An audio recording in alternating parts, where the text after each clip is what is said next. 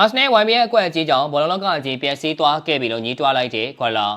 အရင်ကပတ်ကွာလာဆိုတာကမ္ဘာ့ဆင့်ကစားကွက်တွေကိုဖန်တီးပြီးငါကစားကွက်ကိုမင်းတို့မိအောင်လိုက်ကြစမ်းလို့ကြွေးကြော်ခဲ့တဲ့ဆရာကြီးပါအခုတော့အဲ့ဆရာကြီးခင်ဗျာအာဆနယ်လူအုပ်စုလိုက်ပိတ်ဆို့ပြီးဂိုးသွင်းတဲ့တေကန်မောပြရတဲ့အကြောင်းညဘက်အိမ်မပြောပဲတောက်ကန်မောဗီဒီယိုတွေကိုပဲထိုင်ကြည့်နေရတဲ့အဆင့်ကိုရောက်သွားပါပြီပရိသတ်များအားမင်္ဂလာပါဝိုင်းတူကနေအားလုံးကိုပြန်လည်ကြိုလဲပါတယ်ဘောလုံးကိုင်းအုံနာလို့တင်စားရတဲ့မန်စတီနီးပြပတ်ကွာလာကတော့အာဆနယ်တေကန်မောဆက်ပြီးတွေကိုကြည့်ပြီးငါဘာစတာမာတော့ကထက်တောင်ပို့ပြီးတော့ခေါင်းစားနေရပြီလို့ဝန်ခံလာရတဲ့အထိအာဆနယ်ကဘောလုံးကအကြီးကိုဖျက်ဆီးပြနေပါပြီအာဆနယ်အရင်ကတော့လှပတဲ့ပန်စင်နေနဲ့ကားခုံပြနေတဲ့အသင်းမှာအခုတော့အာဒီတာကအိမ်အနုပညာတွေကိုဘေးဖယ်ထားပြီးတောက်ကမောရရင်ကိုရပြီဆိုရဲဘောလုံးကရဲ့ cheese code ကြီးကိုတုံးနေတာပါ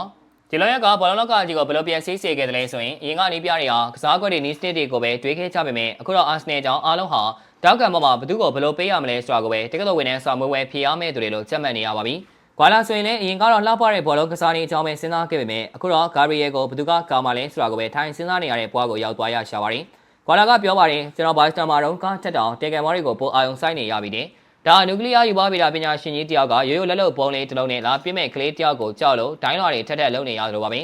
ကွာလာကဘောလုံးကို90ရာနှုန်းပိုင်ဆိုင်ထားပါလေနဲ့ဒါပေမဲ့အာဆနယ်ကတစ်ချိန်တည်းသောထောက်ခံမောက်ကနေကိုသွင်းသွားတဲ့အခါဘက်ခမကိုယ့်ရဲ့တိပံလေးကြာတွက်ချက်မှုတွေအကောင်လုံးအလက်တကားဖြစ်သွားတာကိုကြည့်ပြီးရင်မက်ဖိနေရတဲ့ပညာတက်ကြီးလို့ဖြစ်နေရှာတာတကယ်ကိုတနာစရာပါအာဆနယ်တကယ်မောကနေကိုသွင်းရင်ကစားသမားတွေမန်နေဂျာတွေမကပဲဖန်တွေပါဥရားဖားရပျော်ကြတာကိုဘက်ကထောက်ပြသွားပါတယ်ဒါအာဆနယ်ကဘောလုံးလောကကိုကစားကွက်တဲ့ရလက်ကအပေါ်ရေးကြီးတယ်ဆိုတာကိုလူတိုင်းလက်ခံလာအောင်မှိုင်းတိုက်လိုက်တာပါပဲအခုဆိုရင်ပရီးမီးယားလိဂ်ကနေပြတဲ့အားလုံးဟာအာဆနယ်ကိုအတူခိုးဖို့ကြိုးစားနေကြတာကဘောလုံးလောကရဲ့အနုပညာကိုဖျက်ဆီးပစ်လိုက်တာပါပဲအာဆနယ်ကြောင့်အခုဆိုရင်လေ့ကျင့်ရေးကွက်မှာဘောလုံးကစားတာတက်လူအုပ်ကြီးထဲမှာတွန်းထိုးရုံးကန်တာတွေကိုပို့ပြီးတော့လေ့ကျင့်နေကြရပါတယ်အာဆနယ်ဟာစာကြီးတိုက်ထဲမှာစာအေးဆေးဆေးဖတ်နေကြတဲ့သူတွေတဲ့ကိုအတန်ချက်ဆက်ကြီးနဲ့တချင်းကျဲကြီးဖွင့်လာတဲ့လူမိုင်းနဲ့တူပါတယ်အဲလူမိုင်းကြောင့်ကျန်တဲ့သူတွေအားလုံးလည်းစာဖတ်လို့မရတော့ပဲတချင်းတော့ပဲလိုက်ဆိုနေရသလိုမျိုးပေါ့ပရီးမီးယားလိဂ်ကနေပြရဲ့ရေးသွေးတက်လာတဲ့ဆိုတာကတကယ်တော့အာဆနယ်ရဲ့တောက်ကန်ဘောကိုဘယ်လိုကာကွယ်ရမလဲဆိုတာကိုပဲပါရဂူပွဲယူနေကြတာပါကွာလာကိုရိုင်ကတော့မှငါလည်းအေးဆေးမနေရတော့ဘူးလို့ဝန်ခံလိုက်တာကအာဆနယ်ရဲ့ဖျက်ဆီးနိုင်စွမ်းဘယ်လောက်ကြီးလဲဆိုတာသိသေးပါပြီအာဆနယ်ကတော့အခုဆိုရင်ဖလားရဖို့အတွက်ဆိုရင်အကြောင်းပြချက်နဲ့ဘောလုံးလောကအကြီးကိုစတင်ဖျက်ဆီးလို့နေပါပြီဒီအပေါ်မှာဒိုင်လူကြီးဟောင်းနေကစားမဟောင်းတွေကလည်းမျိုးစုံကြိုးခုံပြီးဝေဖန်ပြောဆိုနေကြပါတယ်ဒါပေမဲ့တာဝန်ရှိတွေဘက်ကဘာမှပြောင်းလဲမလာသေးဘာမှထူးခြားမလာသေးတော့အာဒီတာတို့ဆရာတပည့်တိုက်လေခက်တီတီနဲ့ YBS အကွက်အကြီးကိုဖက်တွယ်ထားကြဆဲဖြစ်ပါတယ်